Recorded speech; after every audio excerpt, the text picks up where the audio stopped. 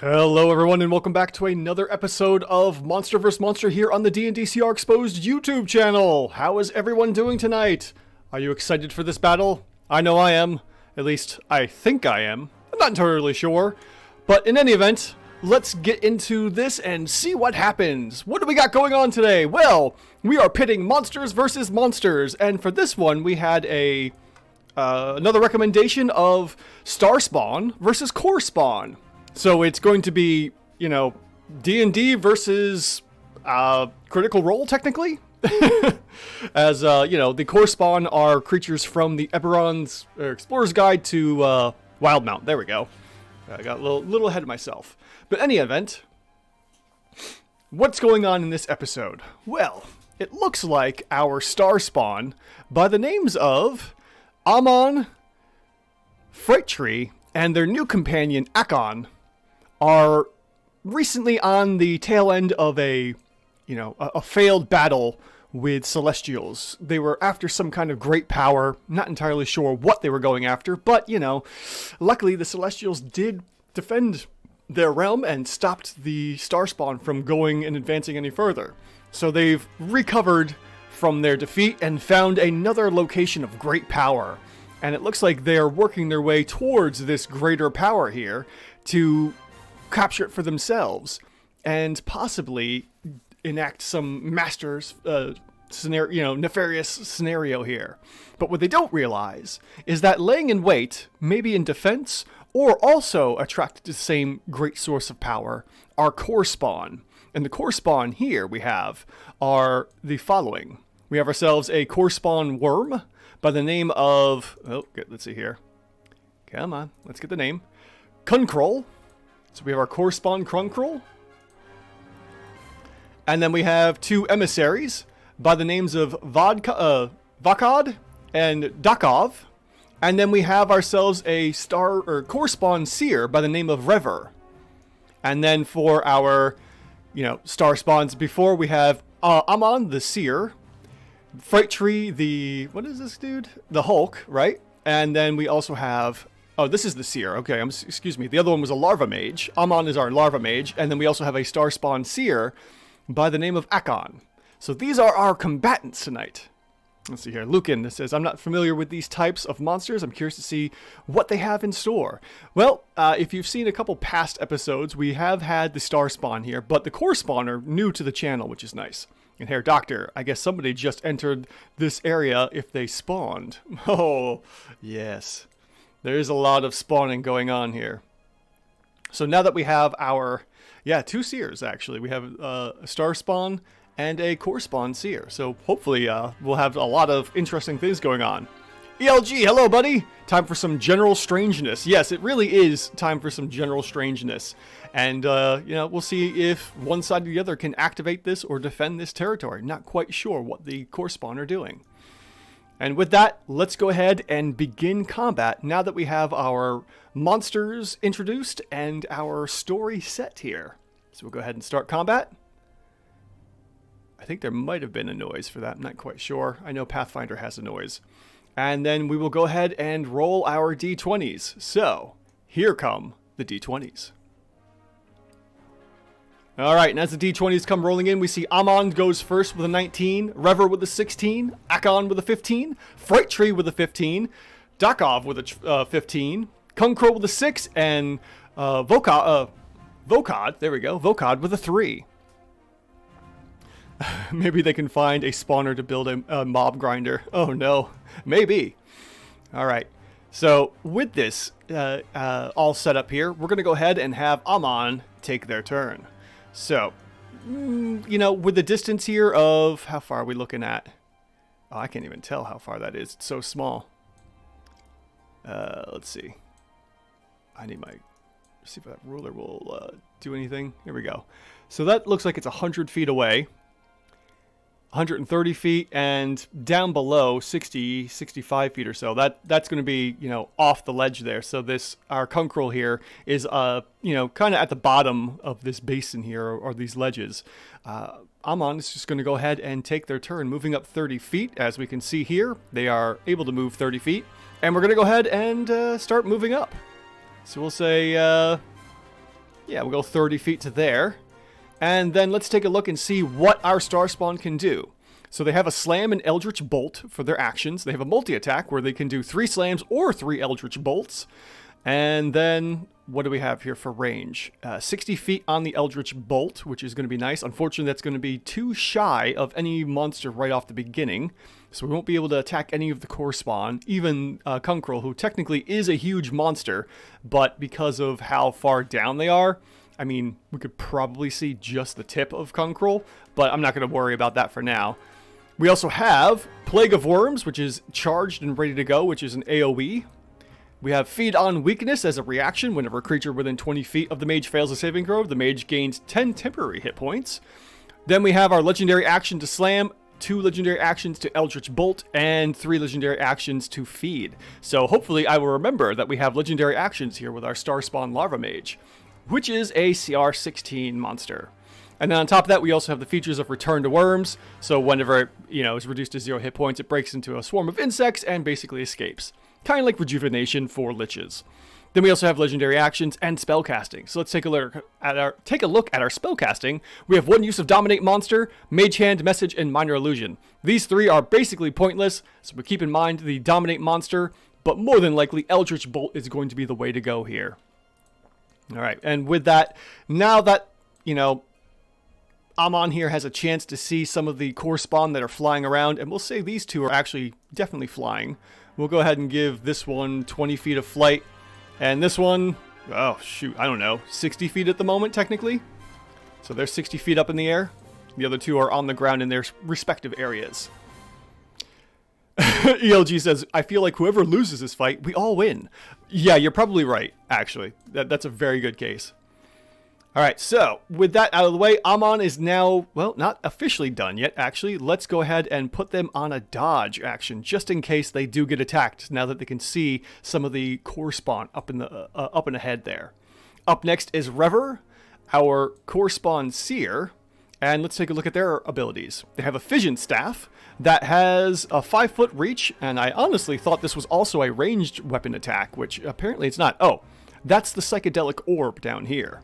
So we have ourselves a Fission Staff that can do a whole bunch of damage and knock a target prone. We have a multi-attack of 2 Fission Staffs, or Psychedelic Orb twice, or 1 of each.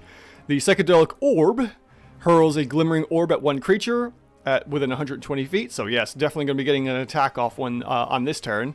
And that will be a Wisdom saving throw for a bunch of psychic damage, and a random condition until the start of the next turn. Roll a d6, and on the conditions, they're either blinded, frightened, or stunned. Oh boy, that's going to be interesting. Then we also have fused damage, so whenever the Seer is hit by an attack, it takes only half of the trigger's damage. The first time the Seer hits with a melee attack, on the next turn, it deals an extra 1d6 radiant damage, so that's going to be handy as well. Hair Doctor says, I think I'm going to be more passive today. Need for sleep and all. Alright, Hair Doctor, definitely rest up and listen to my smooth voice as I lull you to sleep, maybe. Or probably not, because I'm a little hyperactive at the moment. And then we also have Earth Glide, which will let them traverse through the ground and kind of tunnel in essence. And also Magic Resistance. And then for our spellbook, there's nothing here. Okay, so we're just going to have a whole bunch of Psychedelic Orbs going on. And with that, Rever is going to go ahead and move up there 30 feet and start making some attacks to either defend or repel the Star Spawn attackers. So they go ahead and move right on up and target Om'on here with 2 of their Psychedelic Orbs. Now, funny enough, our core spawn did not have the Psychic Orb put into place here, which is interesting. The range, like I said, is 120 feet. I don't know why that's not in there, but we're going to go ahead and switch over to that and make 2 Psychedelic Orb attacks. Now, if I've done this correctly, we should see some particle effects going off for the attack. Okay, there we go. Yes, there is a zap going on here of the Psychedelic Orb, and that is going to be 29 psychic damage, and Om'on has to make a Wisdom saving throw or be hit by the Psychedelic Orb.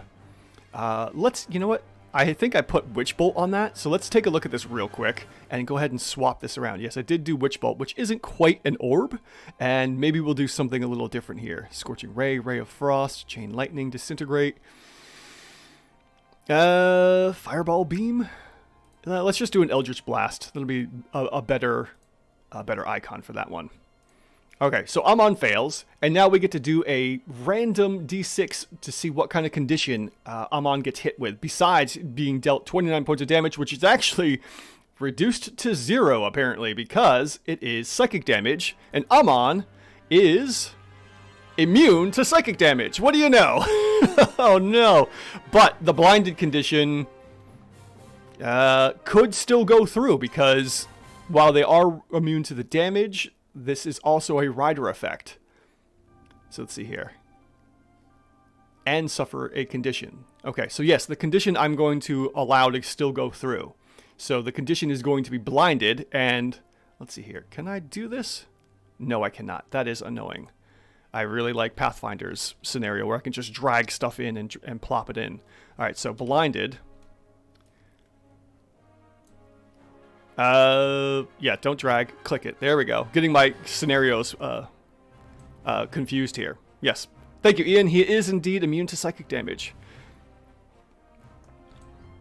Okay, so there's that. And unfortunately, we do have a second attack. Can it go any further? Let's see here. We could attack all the way out there. So first off, let's see here. We have the features.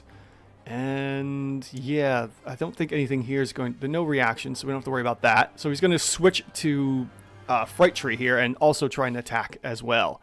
So let's go ahead and make that second of 2 blasts and see what happens to Fright Tree. All right, so Psychedelic Orb number 2, and we send out an Eldritch Blast. It's cool, still works. Okay, again, we have a DC 19 Wisdom save, 22 points of damage, and Fright Tree fails with a 6, but does take the full 22 points of damage, and will also suffer a condition, and suffers Frightened.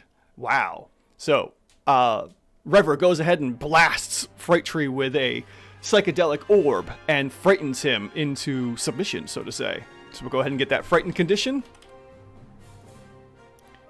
And who did it go to? Did it go to... Come on. Why is it not going on there? Okay, so it's just giving me the condition. It's not putting it in.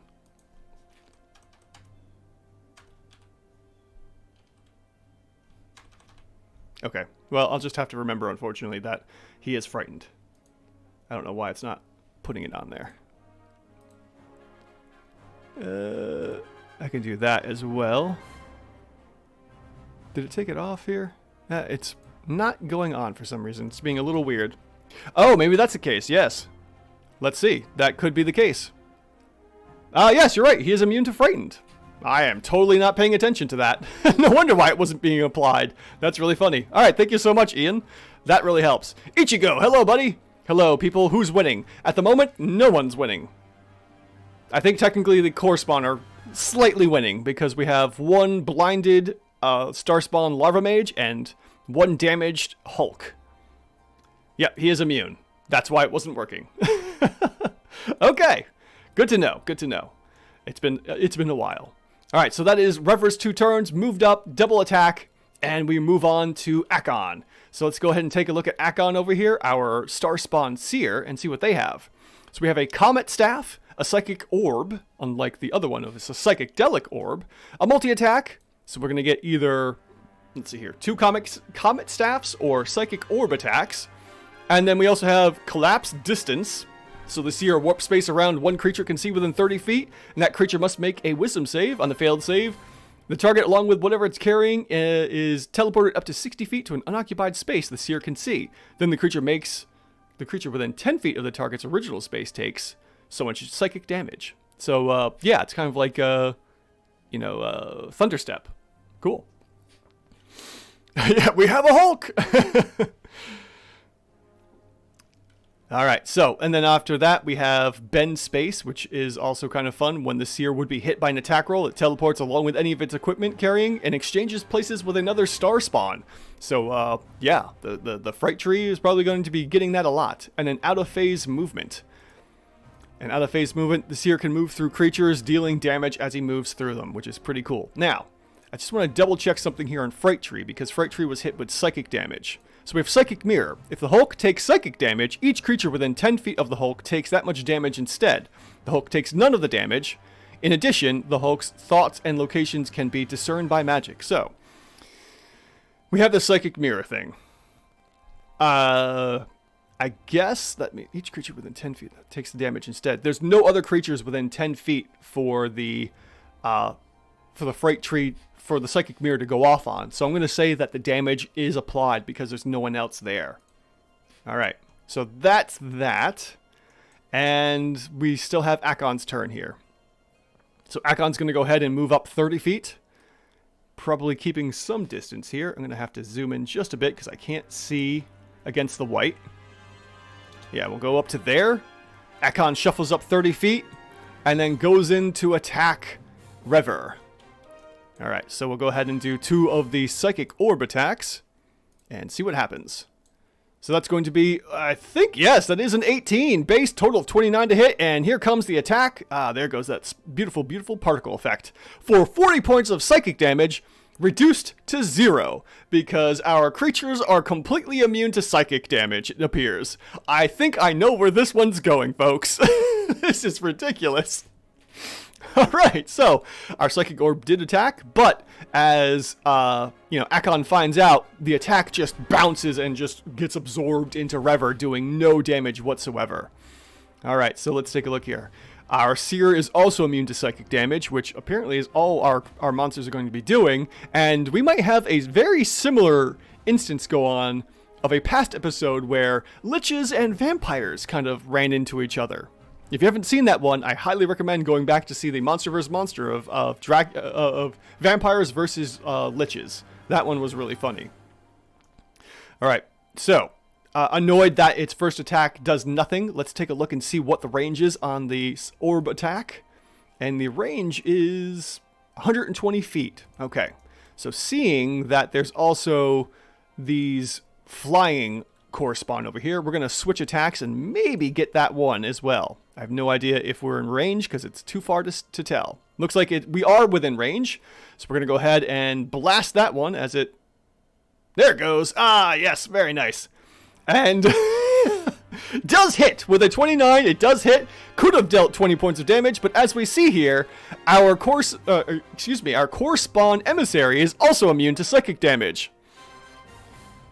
Let's sell it the old-fashioned way. Unarmed strikes. Yes, I think this is where we're going. They end up as flatmates. Oh man, this is getting rough.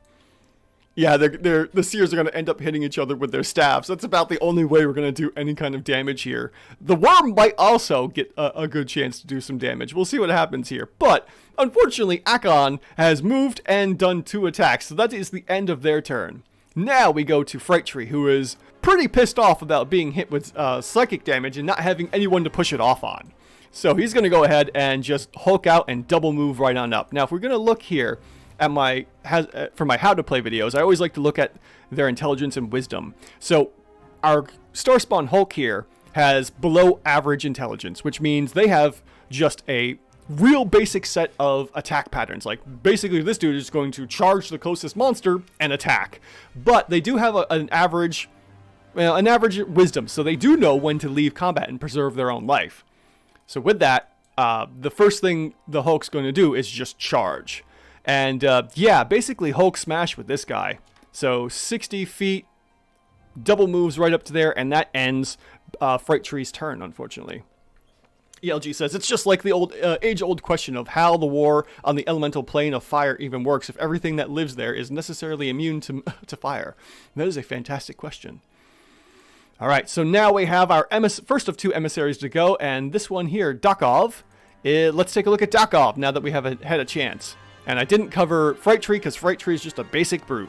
We have Talons, which are dealing, let's see here, slashing damage, so we actually can do some damage here. And then we have a multi-attack of 3 Talon attacks. And we have Alluring Thrum, which I already looked at, and because it emits like a charming effect, I don't think this one's going to do anything. But we do have also Crystal Spores, which could poison and do some damage as well. So these guys could be clutch for this battle. And then we have some magic resistance as well. So we have 40 feet of movement or 60 feet of flying. So we're going to go ahead and see how far he can move in for his first. And what do you know? Our first correspond emissary is going to dash right down into range here. We'll say he also moves down enough within range to get down to like 5 feet or so, and will be able to attack Fright Tree. Yes, Lich versus Vampires, Ichigo. Yes, I have watched and read some of the Bleach ones. I think I more or less finished the anime. It's going to turn into a slap fight, pretty much. So let's go ahead and zoom in on this slap fight now that we have our first Emissary up in front of Fright Tree here. So we're going to go ahead and make 3 Talon attacks. So first Talon attack is going to be, oh man, a natural 1, as that first attack just badly misses Fright Tree. Attack number 2 is going to be a base 10, total of 16, does hit Fright Tree, it looks like, dealing 13 points of slashing damage, reduced to 6 because of the resistance to probably, yeah, bludgeoning, piercing, slashing from non-magical attacks. Sure. And then attack number 3, because this isn't going to make the game run any longer. We're going to have another base 5, total 11, and unfortunately that is a miss. So 1 of 3 attacks does hit our core spawn Hulk, or star spawn Hulk here. And because it wasn't psychic damage, we don't get to do the psychic mirror. But we may be able to do the Reaping Arms later on, which could be pretty fun. The Hulk makes a separate slam attack against each creature within 10 feet. Each creature that is hit must also succeed a dex save or be knocked prone. Okay. So that is Dokrov's turn. They've moved and made a multi-attack. We now move on to Kunkrul, who is our big old core spawn worm here. So let's take a look at what this guy's got to offer. We got 60 feet of movement, 40 feet of burrow speed, and you darn well know this core spawn is going to burrow up to the next level. Kind of like a climb check, almost. No, has not used any legendary actions yet. Considering that their first attack was basically null and void by the psychic damage, he hasn't done anything else, and I have forgotten, but we do have the feed. So at the moment, because we're not in range for the slam, there's no point in doing any legendary actions for Om'on. But thank you for reminding me about that, Ian. I appreciate it. So our core spawn here has barbed tentacles, and you know that's going to be a very basic piercing strike with also a grapple check. Then we also have a bite, which I believe also swallows. Let's see here. Yes, it does do a swallow attack as well. And then we have a multi-attack, so the worm can make 2 attacks, one with its barbed tentacles and 1 with its bite. And then the core spawn is also illuminating, radiant mirror, and tunneler. So let's see here. Let's take a look at that tunneler. The worm can burrow through solid rock at half its burrowing speed and leaves a 10-foot diameter tunnel in its wake. Good to know. So we'll be able to tunnel right through these, right on up to this upper ledge here to attack. And the radiant mirror, if it happens to take radiant damage, it will reflect it to a creature within 20 feet. There is definitely no radiant damage here to worry about, so a lot less off my plate. So for our 2 actions here, our core spawn is going to go ahead and jump into the 15 feet into the rock and start burrowing in. Let's see here. Oh, okay. That's interesting. So he's going to go ahead and burrow in, and then probably by next turn, he will be up on the next floor. So we're going to go ahead and make him invisible for the time being while he is currently working through the grounds here. So that's Kunkrul's turn, and at the bottom of round 1, we have Vakad. Vakad is over here and was going to charge in as well to try and get in on the action after being attacked. So we have, let's see here, 55, 60 feet of movement down to here. And then let's take a look at their intelligence to see if they know to use... yes, that is... Technically, this would be considered average intelligence by my standards. So even though it's technically a little below, they do know enough to kind of go on a defensive posture with 8 intelligence here. So for their second action, they're going to go ahead and go on dodge in case any attacks come in place. Yes, he could do the blast for 2, but because the Eldritch Bolt is... Oh, no, it is force damage. Okay. Yeah, we'll go ahead and do that then. Interesting. I forgot about that. Thank you. I thought it was psychic damage.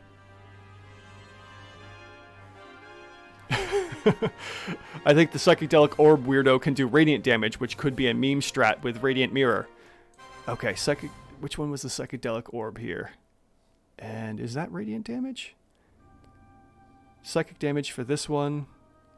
Psychic Orb is psychic damage as well. I'm not seeing anything for radiant damage, though. As far as I'm aware, anyways. I might have something wrong.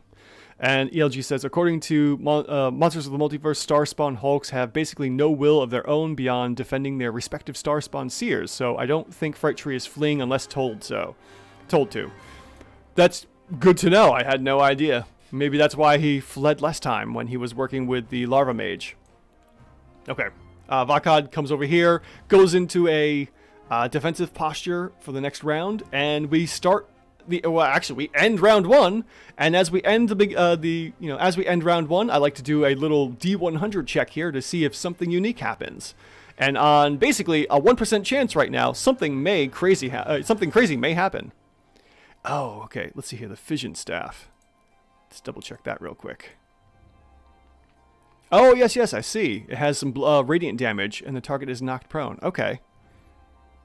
So we could hit the worm, you're saying, with the radiant mirror. Yeah, but it's each creature, which is funny because it doesn't specify allies or enemies. It's just everyone within 20 feet of the core spawn worm, which may be worthwhile, may not. We'll have to see what happens. Could be worth the shot. I don't know. All right, so as Vodka ends their turn, and before we do the D100 check, we'll go ahead and make that legendary action blast attack here. So we'll go ahead and switch over to the Eldritch Bolt, and I just want to make sure I have that set as Eldritch Blast, since this is Eldritch. Okay. Yes, it is. Perfect. Okay, very good. Let's go ahead and target. Who are we targeting? Probably we'll target the Seer, since, he's the biggest threat at the moment. And we'll go ahead and make one Eldritch Bolt attack with 2 legendary actions. Okay, so that's going to be a miss, unfortunately, as we roll a 15, and our Seer has an AC of 17.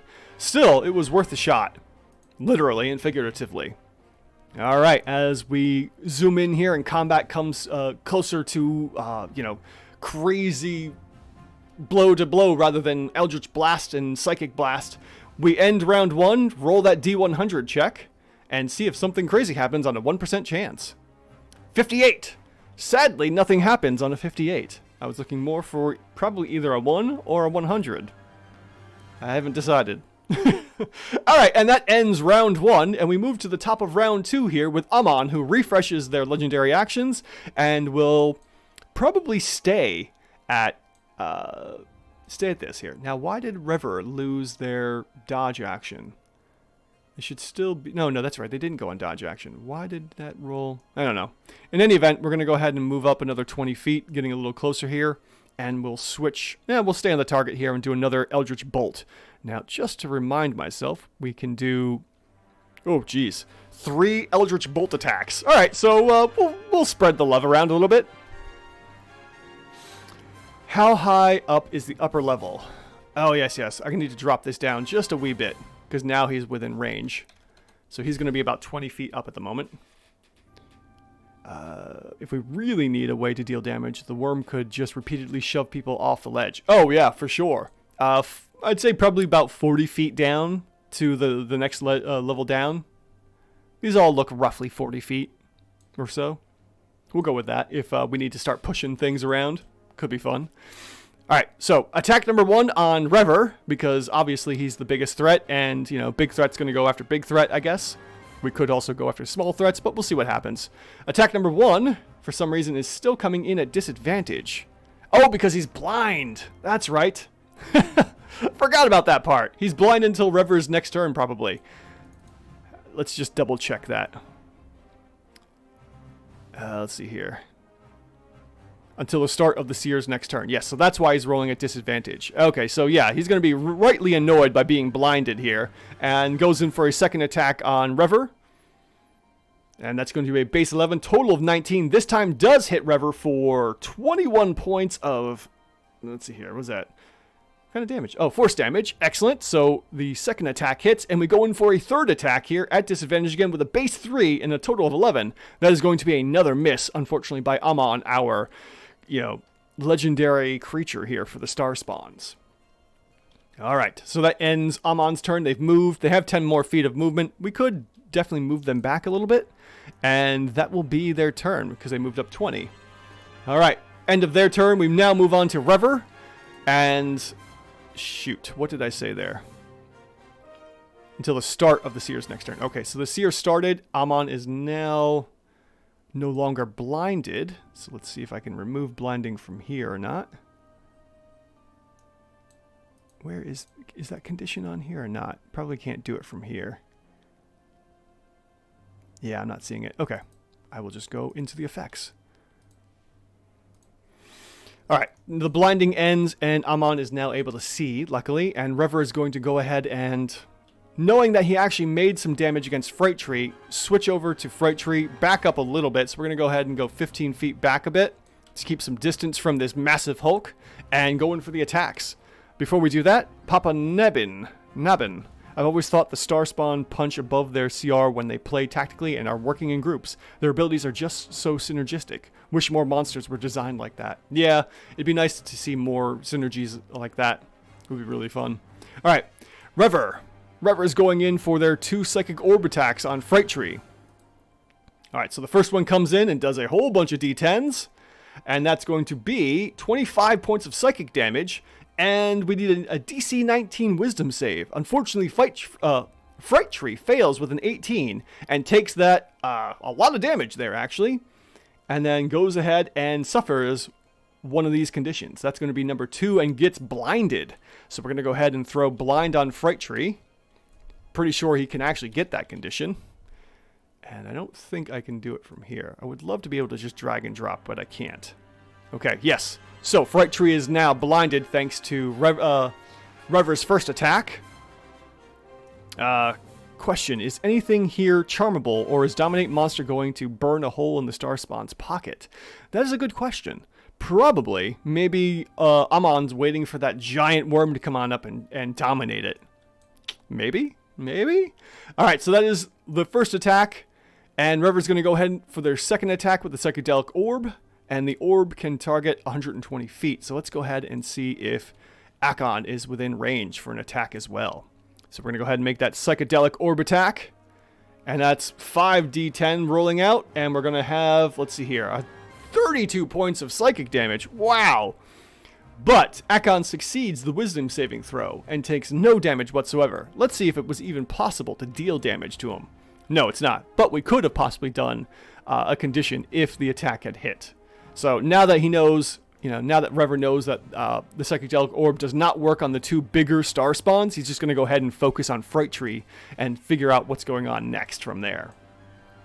Okay, so that's Rever's turn. We now move on to Akon, who's going to go ahead and move up a little further and probably get to the ledge here just to see everything that's going on. And what do we have here? What's close enough? We've got ourselves a multi-attack here of 2 Psychic Orbs.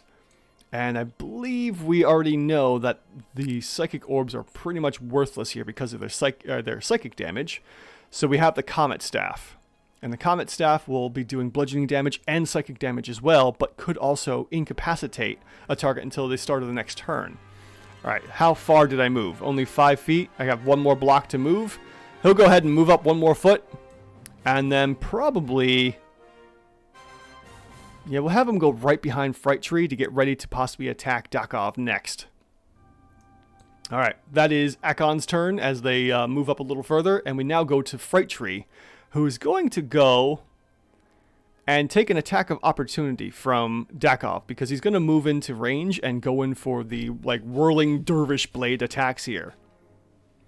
Yes. Oh, that's right. But yeah, the problem is everything's immune to psychic damage. So technically, you're right. He shouldn't have taken any damage because he could have reflected it to Dakov here. But Dakov is immune to the damage, so the attack is reflected. So we'll go ahead and revert that damage. And Dakov would have been the target of all of it, but it just absorbs into nothing. So there's really no point for our correspond Seer here to be doing any kind of damage, because it just can't do anything to anyone now that he's within range and can reflect the mirror, or reflect the damage off. Alright. So Fright Tree is going to go ahead and take attack of opportunity to do their multi-attack, because there's 2 targets within range. Oh no, actually that one's too high. Yeah, no, we won't bother with that, because 20 feet up. That's not going to hit. So we'll just go ahead and make a couple slam attacks, it looks like. So we have a multi-attack here of 2 slam attacks. If both attacks hit the same target, the target also takes 2d8 psychic damage, which is pointless. So I won't even worry about that. But we could do a DC Constitution saving throw or be stunned until the end of the target's next turn. So that could be handy. All right. We'll go ahead and make our first slam attack against Dakov, who's right within range. And with the blinding state, that's a base 8, total of 18, does hit Dakov for 21 points of bludgeoning damage. And now Dakov needs to make a Constitution save. All right, so we'll go ahead and get that Constitution save going. DC 17 here. We got a base 4. So that is going to stun our creature here, our Emissary. Okay, so go ahead and throw Emissary, or stun on the Emissary. All right. Now they are stunned and incapacitated for for 1 turn. We're going to go ahead and make that second slam attack. And that's going to be a base 16. Definitely hits with a 25, and that's another 13 points of bludgeoning damage.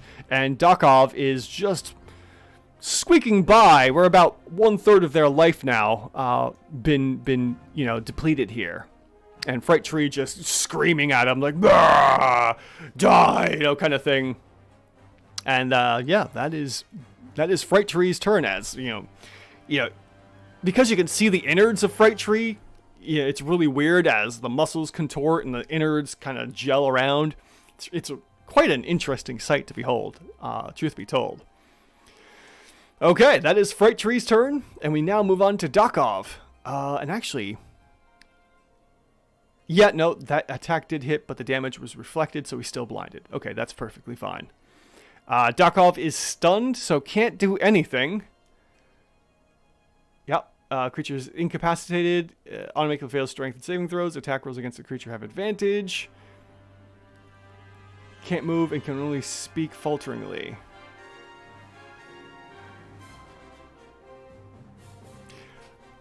That's funny. I thought stunning would stop attacks, but what we're seeing here, it can still attack? It just can't move? Hold on a minute. That doesn't sound right.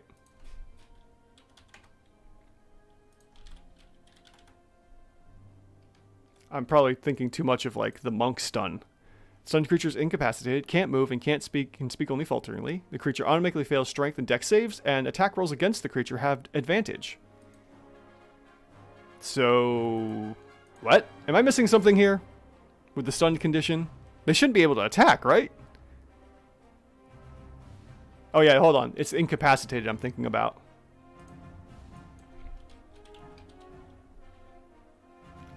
Yeah, there we go. An incapacitated creature can't take actions or reactions. Perfect. Okay, so and can't move either. So yeah, their turn is just done because they're stunned. That's what I was looking for. All right. Yes, I've been playing so much Pathfinder now, I'm starting to lose my 5e 5e rules. Okay, so Dakov's turn ends, and the stun lasts. How long does that stun last? Let's see here. Oh, that's right. I was supposed to wait until the end, but both attacks did hit, so the stun does go through, and it's until the target's next turn. So they are no longer stunned. Okay. There we go. Very good. So the stun is off, the turn ends, and Kunkrul comes burrowing up out of here and just kind of explodes out of the ground.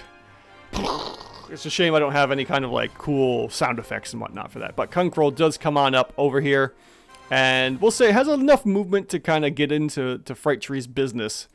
So let's go ahead and do that just for the fun of it, because it's only, a little bit more movement. So that should be enough to get there, and goes into target Fright Tree, effectively blocking off any kind of movement here as well. All right, so we're going to go ahead and make the barbed tentacle attack first, and then go in for the bite. All right, so targeting. Oh, there we go. Barbed tentacle. And that's going to be a 12, total of 25 for the hit. And that's going to be 20 piercing damage, which is reduced to 10. And the target is now grappled and restrained. So let's go ahead and throw those conditions on just for the heck of it. We got grappled. We've got restrained. Very good. And then, because we are grappled and restrained, we now go in for the bite attack. I just want to make sure there's nothing else going on here. Yeah, okay, so that's a restrained check. We're going to now go for the bite attack. All right, so that's going to be a 13. And we got a whole bunch of stuff going on here. So let's see what happens here. First of all, we have the hit, which did in fact hit because of the advantage. So that was 26 to hit, 59 points of piercing and fire damage, which was probably reduced to 41. So Fright Tree is now effectively bloodied.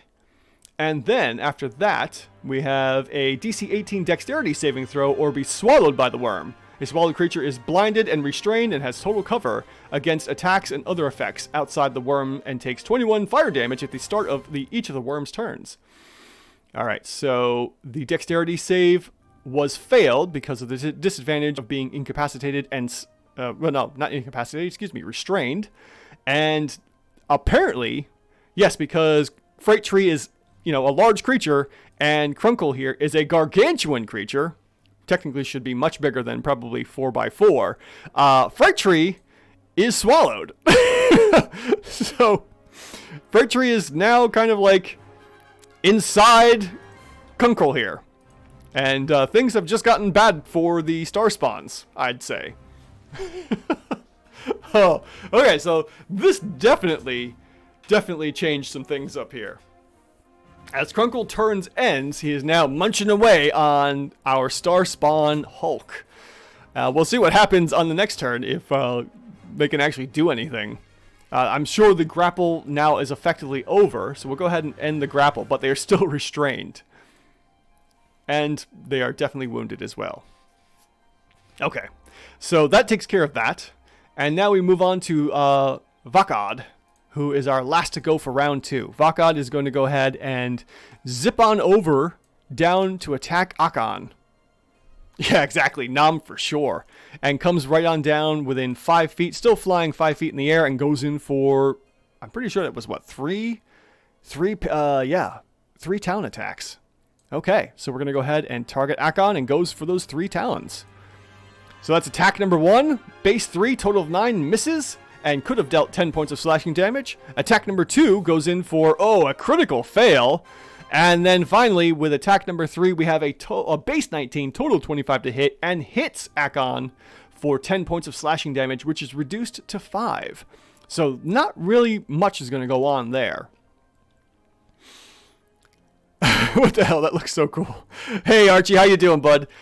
Which one are you referring to? The giant worm here that just swallowed the Star Spawn Hulk, or something else? Alright, so as we end Vakad's turn here, Om'on's going to go ahead and target the core spawn worm that has breached and goes in for the legendary attack before their turn starts with another Eldritch Bolt. So we're going to go ahead and target the worm. That's going to be a base 8, total of 16, and unfortunately misses Crunkle. Could have possibly done 15 points of force damage. Yes, just got that, Ian. Thank you so much. All right, so that ends round 2, and at the bottom of round 2, we're going to go ahead and roll a D100 check to see if something crazy happens. All right, so with our D100, we've got a 24. Sadly, nothing happens with a 1% increase, so we had a 2% chance of something bizarre happening. And if you watch my past videos, it does happen. Occasionally, you will see something bizarre happen. Alright, so that is the bottom of round 2. We go to the top of round 3, and we start up with Om'on, who's going to attempt to save their core spawn, maybe? Or goes into, probably gonna go in to help Akon here, who's the Seer, more important. So, let's see what we have here for features. We have on the feed on weakness, we have Plague of Worms, which is charged. So each creature other than the star spawn within 10 feet of the mage must succeed on a dex save or take necrotic damage and be blinded and restrained. So you know what? They're plenty within range. Let's go ahead and move on up to here. And then because he's within 10 feet of these two, he's going to go ahead and... Actually, he's within range of all 3 of them and is going to go for the feature here of Plague of Worms. Alright, so let's go ahead and use this.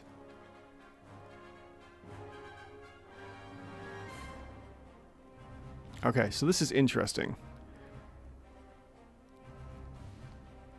Alright, so it looks like that's not going to work as I had hoped. So we're going to go in a little bit more here. We're gonna do this a little differently. So he's going to come up to here and do this instead here, and that should get everyone into it. Yeah, I know. I got to reset the feature so it's not on charge. There we go. It's ready to go now. Plague of Worms. Very good. There we go. Now it's hitting everyone. Okay, and with that, a whole bunch of d20s are being rolled. Any damage that's dealt to Om'on and to, yeah, these two get reverted because they don't take any of the damage because they're star spawns. So let's take a look at our Plague of Worms. Each creature other than a star spawn within 10 feet of the mage must succeed on a dex save, or take 5d8 necrotic damage and be blinded and restrained by masses of swarming worms. Yeah, I'd say that's pretty appropriate for swarming worms. And then from there, affected creatures take 22 more necrotic damage at the start of the mage's turns. Each creature then can repeat the saving throw at the end of its turns, ending the effect on itself on a success. So let's take a look here. We have 21 necrotic damage. Time for some worm-on-worm violence. It really is, yes. And the Circle of Death, as Ian says. FML, Foundry looks so good, my potato can't run it. Oh, I'm so sad to hear that, FML. That's really a shame. I wonder, could you look into hosting options? That might be a way to run Foundry for yourself. Alright, and then let's see here. So, Kunkril fails with a 7, obviously. Om'on doesn't get affected. Om'on doesn't get affected, and then both of the emissaries also fail as well. So let me see here. Can I bring them to the front? Because they are not at the moment. I can't even see them. It's hard to see. Okay. In any event, let's go ahead and... I want to try and... Alright, I have to probably target this way. Nope. Alright, come on. Give me... I want to multi-target everyone. Okay, this is what I'll have to do. So they're blinded and restrained because of the worms. So we'll go ahead and put blind. That should hit everyone. Yep, and restrained. Okay. Very good. Now I have to get rid of all that off of Om'on, because he probably got that as well. Yes. Alright, so that is his turn. And damage should have been applied. It has, which is excellent. So 21 damage to the correspond worm. And 21 more damage also to both emissaries, which was a good move. Your potato. Oh no. Alright, so that is Om'on's turn as he goes ahead and moves in for the Plague of Worms and ends his turn there. Up next we have Rever, who is going to do what? What is Rever going to do? We got that fuse damage. Wasn't hit. Glide Earth, magic resistance. The Psychic Delp Orb isn't going to help here, so he's going to have to go in for the Fission Staff attack.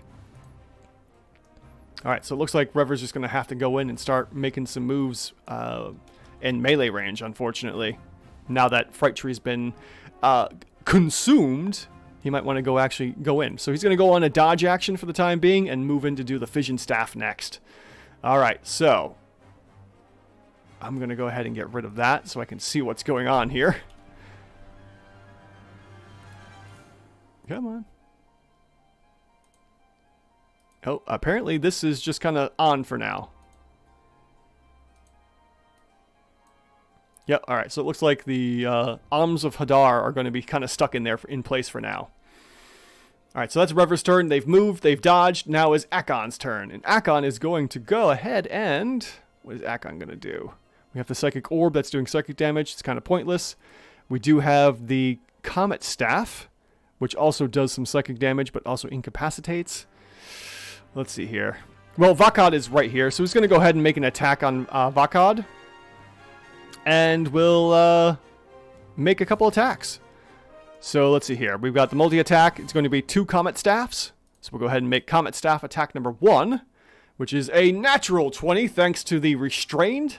And that's going to be 59 points of damage for bludgeoning and psychic. Sadly, it's all the psychic damage is dropped, and we only deal 19 points of damage to the correspond emissary.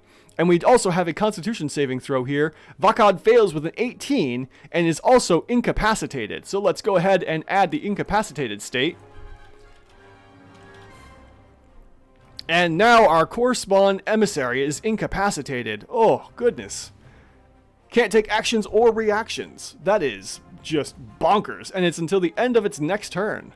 So that's attack number 1. We're going to go ahead and go for attack number 2. Let's see here. So attack number 2 against Vakad is going to be a base 18, total of 29. And we've got 28 points of bludgeoning and psychic damage reduced to 12. And Vakad is now officially bloodied, if you can just barely make it out.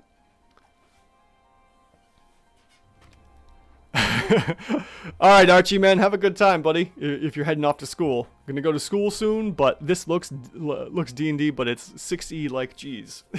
I know, it's kind of crazy, right? Alright, so that is Akon's 2 turns. They can't take actions or reactions, and is probably going to shift out just a little bit, staying out of the worms that the mage is dealing out. Alright, so that is that turn. Now we're moved on to Fright Tree, who is restrained and blinded? Yes, restrained and blinded. So let's see here. About the only thing he can do is try to attack a couple times. And he's going to go ahead and attack Crunkle, obviously, because he wants to get out. So he is swallowed at the moment. And if the worm takes 30 damage or more on a single turn from a creature inside it, the worm must succeed on a con save or basically puke him out. So we'll go ahead and make the couple attacks here. So Om'on is... Fright Tree is going to make 2 slam attacks. Unfortunately, at restrained. So we're going to go ahead and make a slam attack number 1, which should have been at disadvantage, but because the attack failed, we're going to go ahead and skip through that. And then, let's see here. And blinded. Yes, he should be at disadvantage, so I'll make sure that the attack is at disadvantage. Why is it not coming through like that? Alright, well, in any event, both attacks failed to hit, and with a disadvantage attack, it doesn't even matter. So, those attacks both missed Crunkle and couldn't do any kind of damage. Hey, German. It's, you're doing alright. I mean, stuff hasn't really gone on too much. It has been kind of a boring fight at first until we finally got right into the melee of it here. ELG says, I think that the Larva Mage has had an abundance of targets for feed on weakness, but I also think that 10 temporary hit points is borderline useless in this situation. Yeah, I mean, it hasn't really done anything for it, oddly enough. And let me see here. I did probably forget that part. Oh yeah, the feed on weakness here. Yeah, so we'll just go ahead and throw in 10 temporary hit points. I mean, that's not going to help anything. I haven't taken anything, so who knows? Thank you for reminding me about that. Alright, so Fright Tree is taking their turn. They're restrained, they can't move, they're blinded. We move on to Dokov here. Crunkle's turn is coming up next. So Dokov is restrained and not incapacitated, so they can't move. Right, let's go back up here and look at the restrained. Restrained creature's speed becomes 0, can't benefit. Attack rolls against the creature have advantage, and the creature's attack rolls have disadvantage. The creature has a disadvantage on dexterity saves. Okay, so can't move, but the mage is right here. Even though you can't really see it, the mage is underneath this craziness of magic, which I can't get rid of at the moment. And we'll go ahead and make a couple stinger attacks. So we're going to go ahead and switch back over here. Now the attacks should be at disadvantage, so let's see what happens here. There we go. 2 dice rolls. That's going to be a base 8. Total of 14. Misses on the first attack. Attack number 2 comes in with a base 2, which is another fail. And attack number 3 is going to be a base 13. Total of 19, which does finally hit Om'on through the madness of all these worms. That's going to be 15 points of slashing damage. And it looks like Om'on only takes 7 points? Yes, about 7 points of damage or so. The 10 temporary hit points should have taken some of the brunt and reduced. Actually, it looks like he took nothing. Yes, so the damage was probably reduced to 7, but there's, yes, 3 temporary hit points left. Good to know.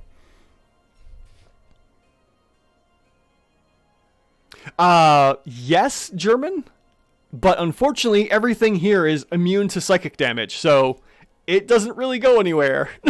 Everything is immune to psychic damage. Oh, this is a crazy battle at whoever suggested this one. This is so fun.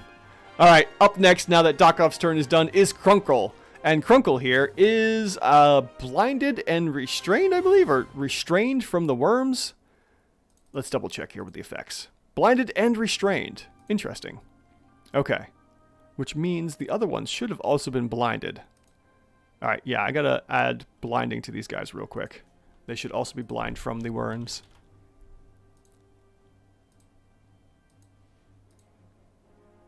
Let's see here. Put the blind back on. Okay. Oh, they must be immune to blinded. Let's see here. Oh, yeah, okay. That's why it's not going through. Silly me. Okay, very good to know. All right, Kunkrul. Kunkrul's blinded and restrained at the moment and can't move, but is grinding someone up in their belly. So, when does the extra damage go through again? Let's see here. At the start of each of the worms' turns. Okay, so our core spawn here, our Hulk is going to take an extra 66 worth of fire damage. So, they're taking 18 points of fire damage because they're in the belly and being digested slowly. And then up next, we're going to go ahead and make a couple attacks at Om'on because why not? You think all of them would lose to an ancient red dragon? Probably at this point, I would say so. Yeah, more than likely.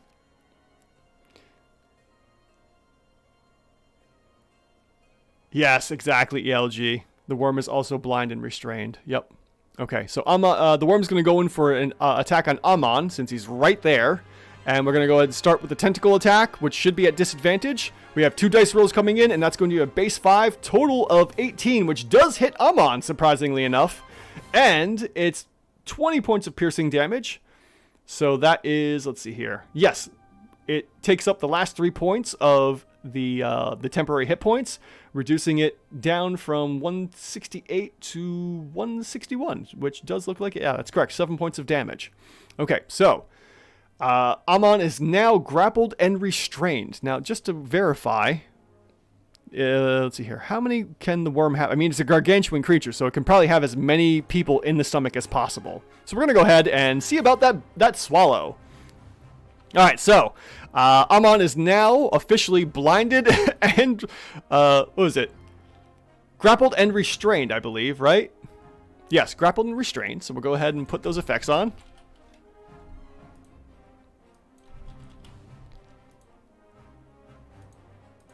All right, grappled and restrained. Actually, it looks like probably. Let's see here.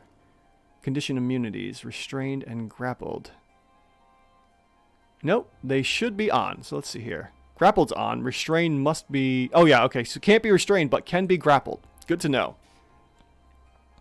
Okay, so then, with that being grappled at least, we're gonna go ahead and go for that bite attack now. All right, now that things have been double checked here, Om'on is about to be bitten pretty good here. So we have ourselves a base 7 and 55 points of damage. Let's see here. So the attack is a 20, which does hit. We'll double verify with a 16 AC. Om'on is now bitten and swallowed as he becomes blinded inside the belly of the giant core spawn worm and takes 55 points of piercing and fire damage, reduced to 36. Om'on is now officially inside. Oh, that's why it's stuck to him. Interesting. So he swallows it, getting rid of the conditions here. Okay, inside here. Let me think about this here. If that's the case, then everything should no longer be restrained and blinded, surprisingly enough. Okay, I'm gonna yeah, get rid of those effects. That's hilarious. Okay, so we're gonna get rid of that, although still incapacitated for the time being. And is there any way for me to get rid of that darn effect here?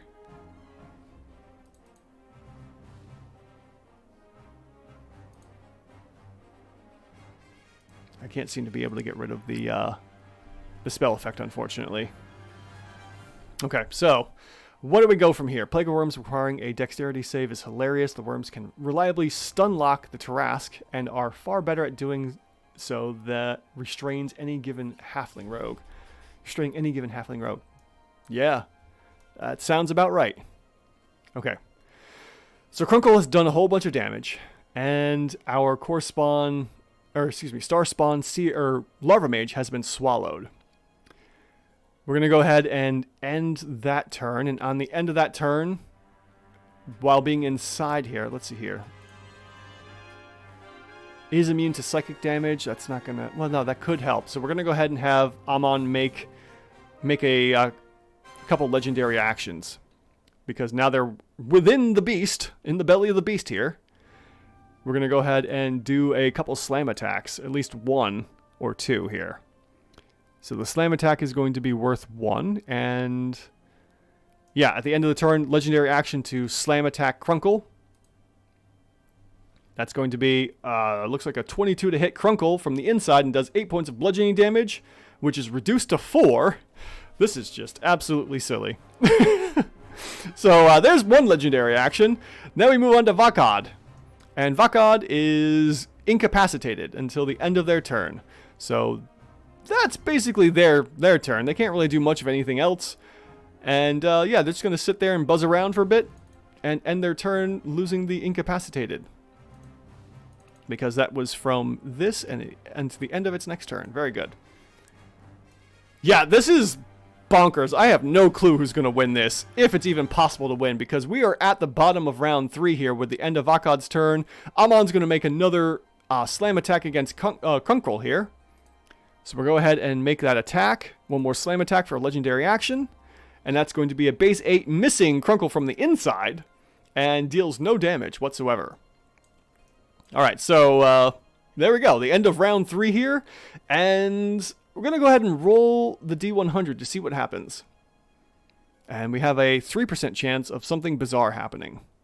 With a 13, while potentially closer to one side or the other of something crazy happening, nothing unique happens to interrupt battle here.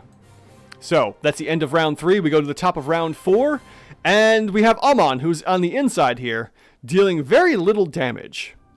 Now, the attack that they have is, well, they should be blinded because they're inside, so we're going to have to add the blinded condition, possibly. We'll go ahead and throw that on. Alright, looks like they are, yes, they are immune to being blinded, which is good. They are technically within melee range for the spell attack, but they're not being threatened by the spell by the monster, so regular attack for the blast. I don't know. I'm gonna go with it just for the heck of it. I don't care. This has gotten far too bonkers. So we're gonna go ahead and make 3 Eldritch Bolt attacks against Crunkle here, and we'll go ahead and see what happens. So yes, 3 Eldritch Bolts. So attack number 1 is going to be a total of 25.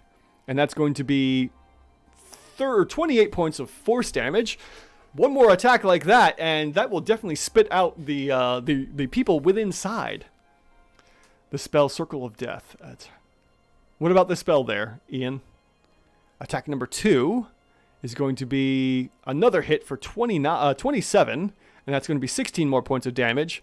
And just for the heck of it, we will go ahead and finish the attack for the round.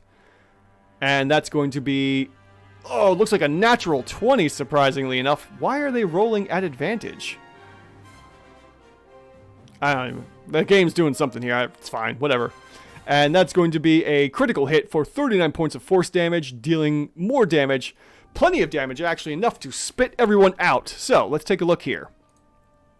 If the worm takes 30 damage or more on a single turn from a creature inside, the worm must succeed on a Constitution saving throw. So let's go ahead and make that con save.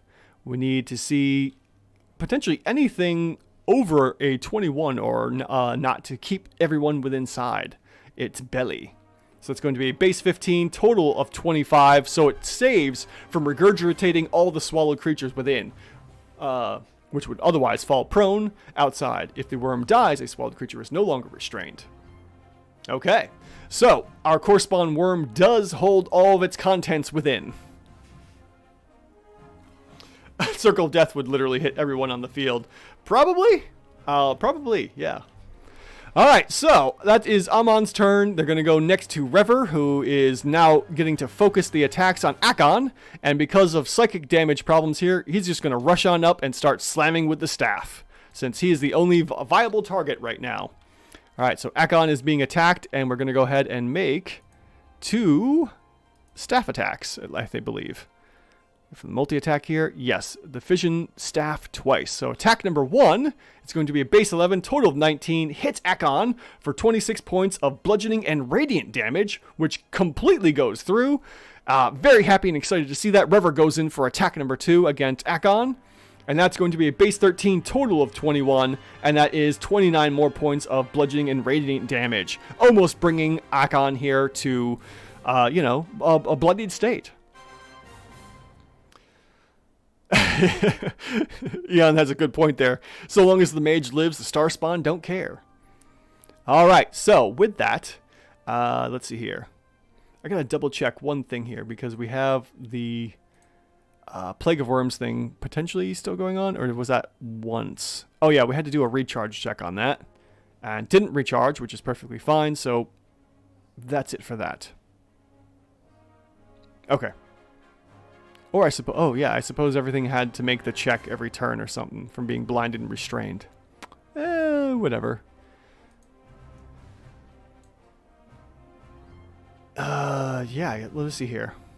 Well, what would Vakad have had to do here for that dexterity saving throw to get the worms off? Alright, so let's just double back on that real quick. Okay, so everything here needs to make a dexterity save. Okay, so that one would have been free. We'll do another one for the other one. That one have also been free. So yeah, they're fine. And Krunkle here would need to make a dexterity save. And the dexterity save is a -2 apparently. So he is still blinded and restrained actually. So we'll just leave that as it is. He can't move. Very good. Okay, so Rever takes his turn, finishing up everything, and deals a couple mighty blows to Akon.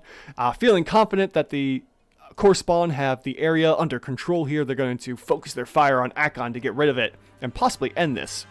Akon is not quite sure what to do here. He sees some attacks going on, and the Core Spawn worm is looking pretty beat up, but needs to figure out what to do because now he's on a 1 versus 4 and pretty beat up and pretty hurt. So with that, we're going to go ahead and do probably a collapse distance, which is, let's see here.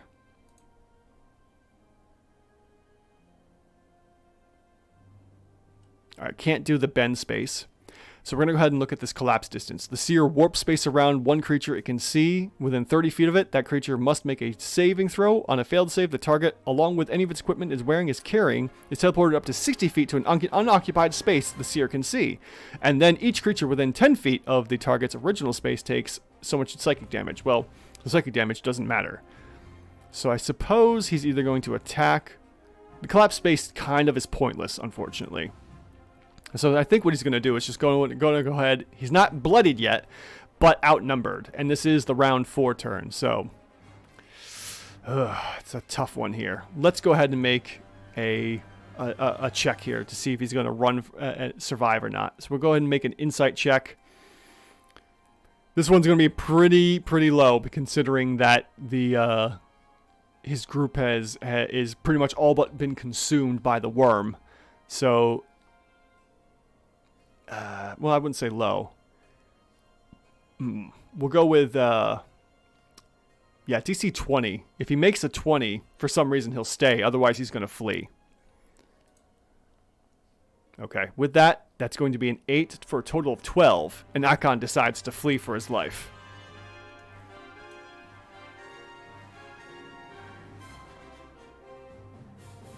ELG asks, let's see here. First off, Om'on's new plan is die. Turn into insect swarm and crawl out of the worm's nose. Okay.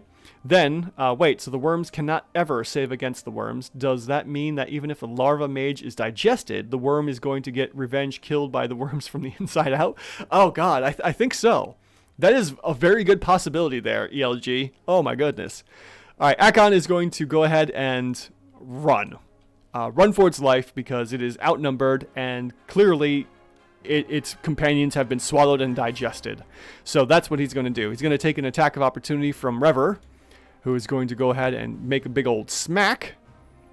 Let's see here. Fission Staff smack as it runs for its life, not bothering to disengage. And that's going to be a 15, which misses Akon, and Akon is rushing off, let's see here, 30 feet to here, and then goes in for another dash to get out of here. And 30 feet down to here. So that is Akon's turn. Yeah, it needs it basically, in cases like this, we would need a natural 20. That's about the only way I would say it could save on the worm's effects. And which, you're right, the worms, let's see here, should have dealt 5d8 more points of damage to the core spawn. So we'll go ahead and give them 28 more points of necrotic damage to our core spawn here. Okay, still just hit the bloodied state, but, you know, we'll see what happens here in a minute. So, with that out of the way here, Akon is rushing and fleeing. Freight Tree's turn is up. Freight Tree's going to go ahead and make a couple slam attacks against Krunkle and see about getting out. So we'll go ahead and make the first of 2 slam attacks, and that's going to be a 15 for a total of 24, which hits for 12 points of bludgeoning damage, and then we're looking for 30 points of damage totally here.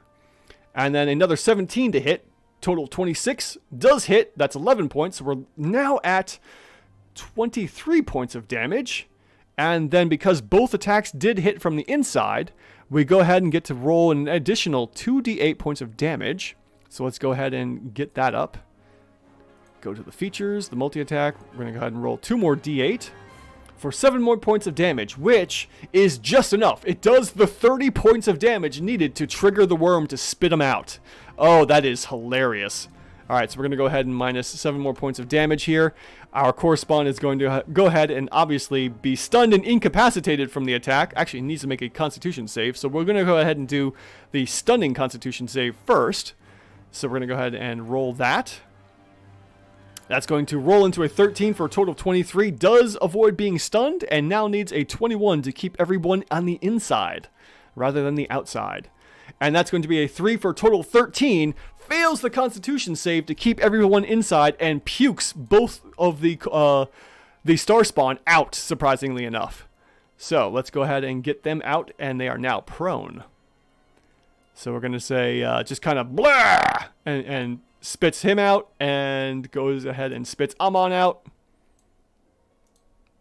And they are now both prone and out of the core spawn, surprisingly enough.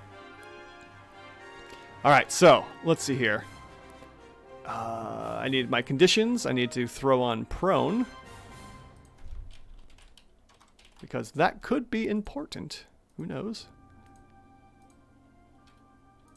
There we go. They're both prone and officially out of the core spawn worm, which is surprisingly.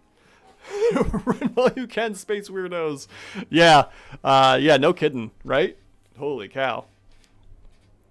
Okay. Let me see something here. I'm going to get rid of that. And I'm going to go ahead and bring the combatant back in, because that thing has been bugging the heck out of me. There we go. Okay, so not restrained anymore, but is indeed prone. So let's go ahead and see. We'll throw that back on real quick. Sorry about this, folks. Wanted to get rid of that worm's effect there. There we go. Prone. And let's see here. He is no longer blinded or restrained as well. Alright, so they are both free from being swallowed. Very good. And I need to throw him back in here. And we'll just throw him as a 20.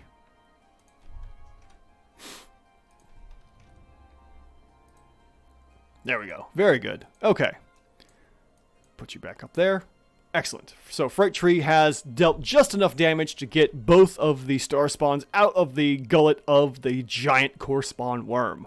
And with that, we now move on to Dakov. Actually, because it's still Freight Tree's turn, he's going to also stand up, losing the prone condition. All right. Excellent. Now we have Dakov, who is over here. He can then, let's see here. What's their movement? 60 feet of movement? And that is 70 feet. Can't make it. So he's just going to go on over here and start attacking Fright Tree instead. So we're going to go for the flanking and go in for the attack. It doesn't matter anyways. Well, he was prone, but it doesn't matter now. So 3 attacks on Fright Tree as Dakov goes in for the attack. Come on. Oh, what happened here? Oh, there we go. Very good. Okay. Attack number 1 for flanking. That's going to be a base 11, total of, let's see here, 17, dealing 17 points of damage and reduced to 8. Going for attack number 2. That's going to be a base 15, another 21 to hit, and that's 12, reduced to 6. And the final attack. Yeah, exactly. Is this even a fight? That's a very good question.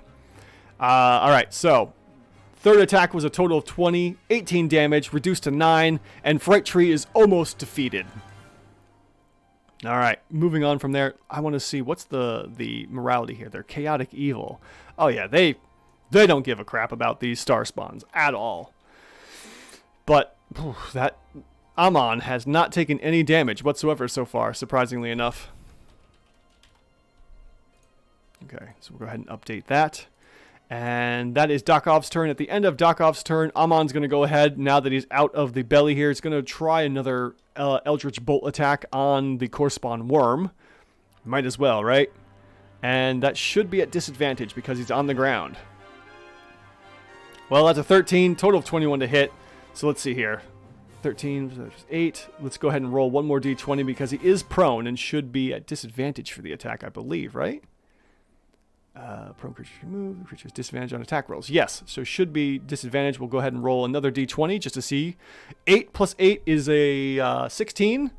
So that's going to be enough to hit. No, it's not. 16, so that's going to be a miss, actually. So we'll go ahead and revert damage.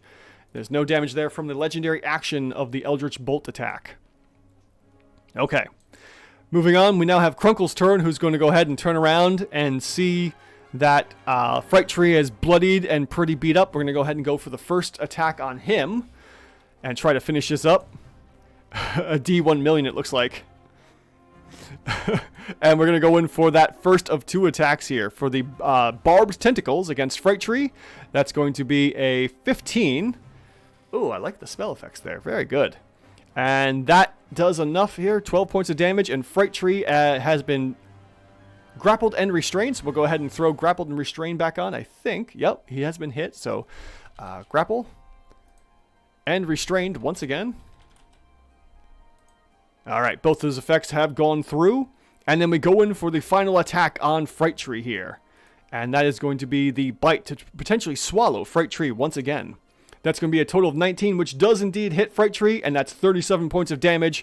And Fright Tree is swallowed whole and digested by the core spawn worm.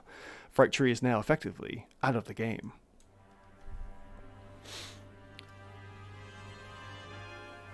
Oh, are they really? That's really funny, ELG. Alright, so that turn ends.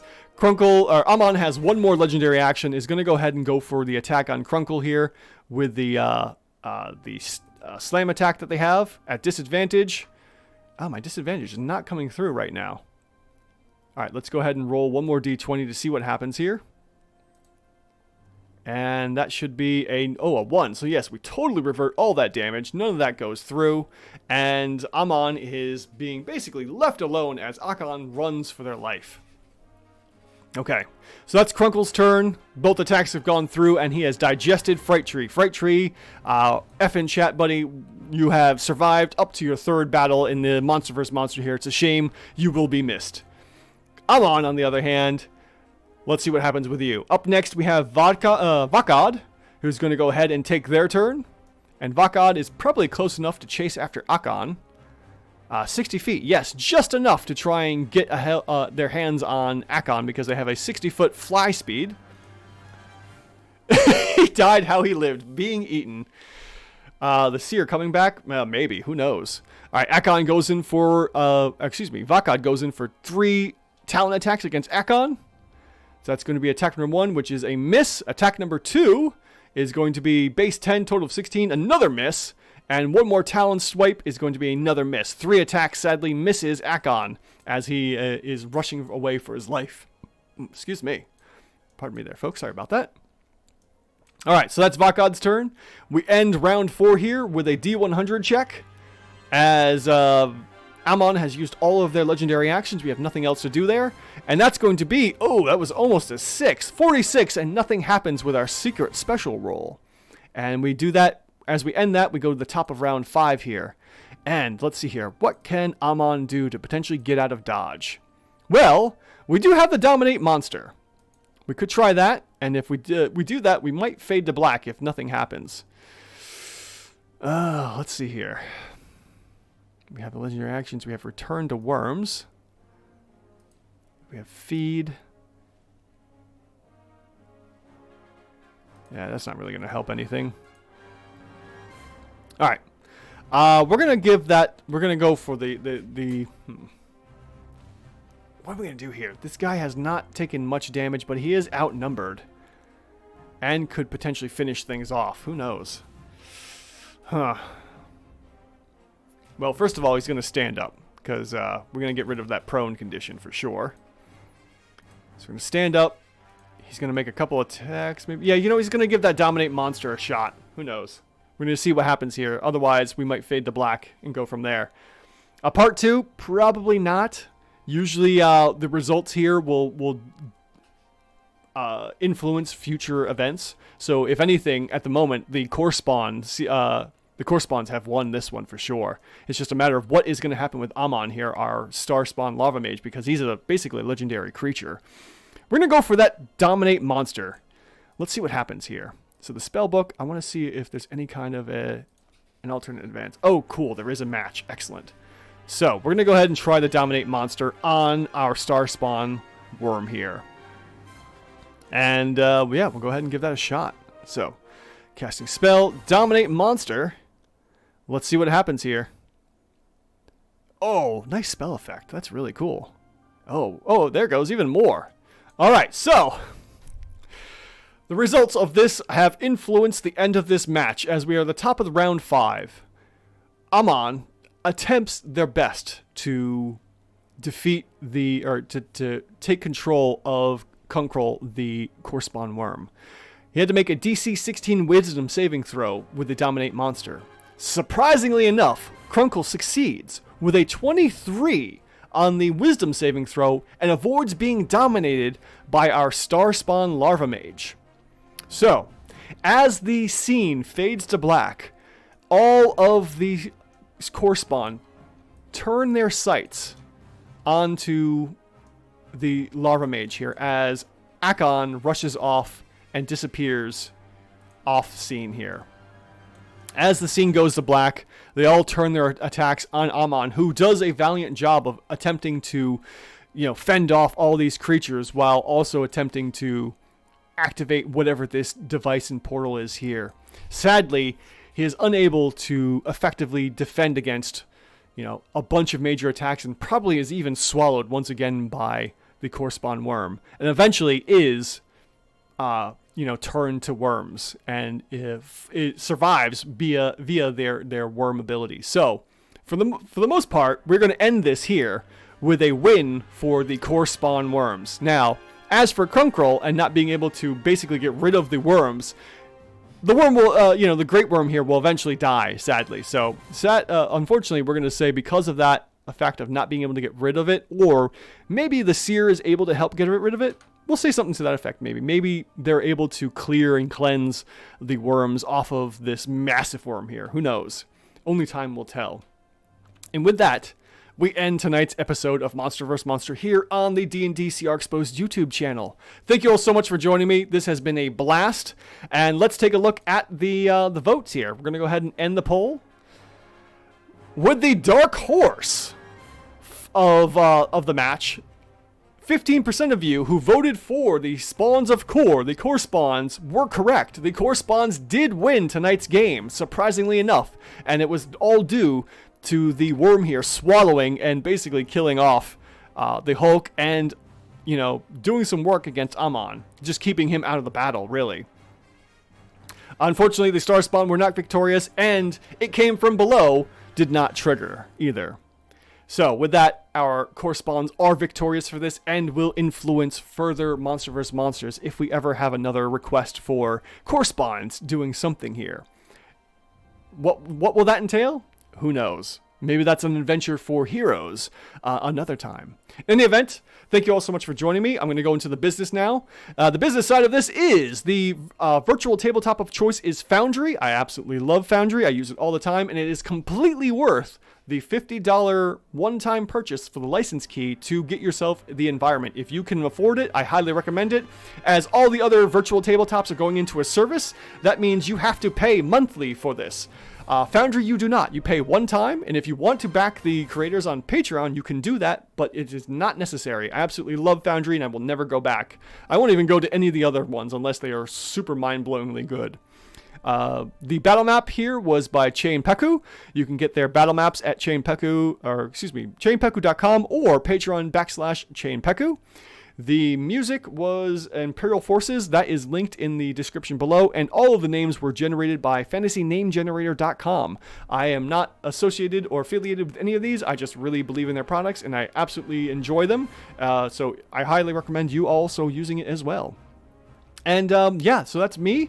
This is Andrew also saying, hey, did you see my post today? I posted a free bandit a bandit sniper, a CR1/2 that is all about ranged combat. Yes, it has 60 hit points, but if you check the custom monsters, this is a well-balanced sniper that does 5-ish average damage per round, but can survive for a while.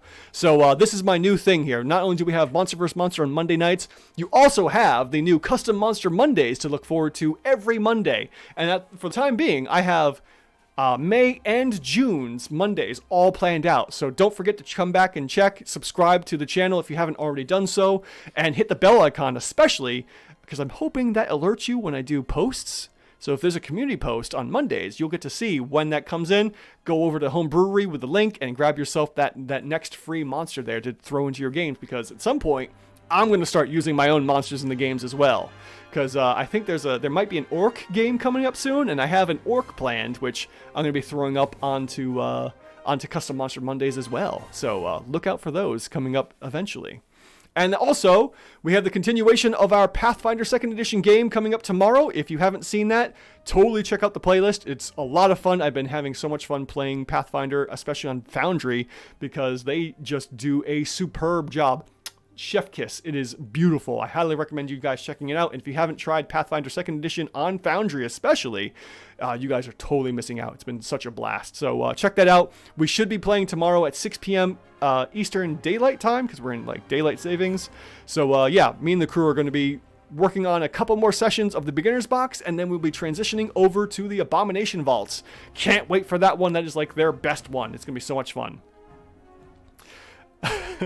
ELG says, I knew I was right to believe in the homebrew monsters. Oh yes, definitely believe in them. Especially mine. Mine are perfectly balanced. D&D, how does the spiffing Brit say it?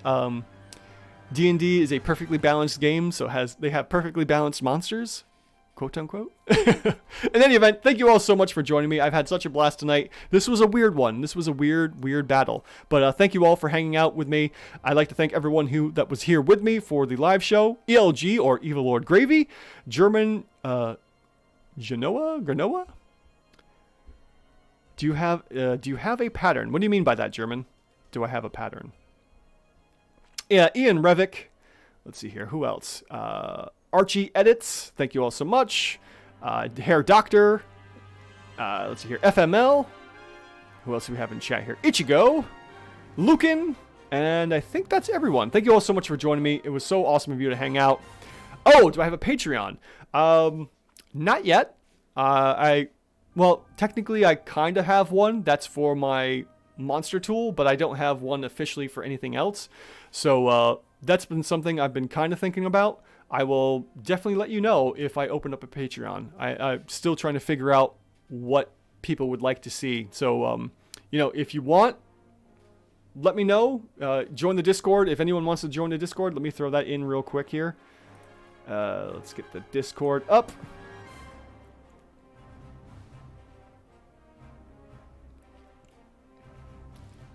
Let's see here. Come on. There we go. All right, inviting people.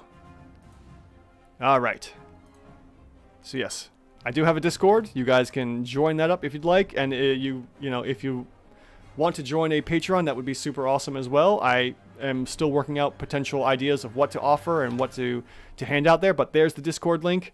So if anyone would like to join up and talk about that, that would be awesome. Thank you all so much. So yes, and also if anyone has watched this as a video on demand later on, you guys are super awesome as well for watching this as a video, helping me accrue those watch time hours for YouTube. And yeah, thank you all so much. This has been fantastic. I hope to see you guys tomorrow for Pathfinder Tuesdays, I guess we'll call it. And beyond that, this is me, Andrew, as always, asking the question, are your encounters even rated? Thank you all so much for joining and watching, and I will see you guys next time. Have a great evening, day, night, wherever you are in the world. Take care, and I'll see you later.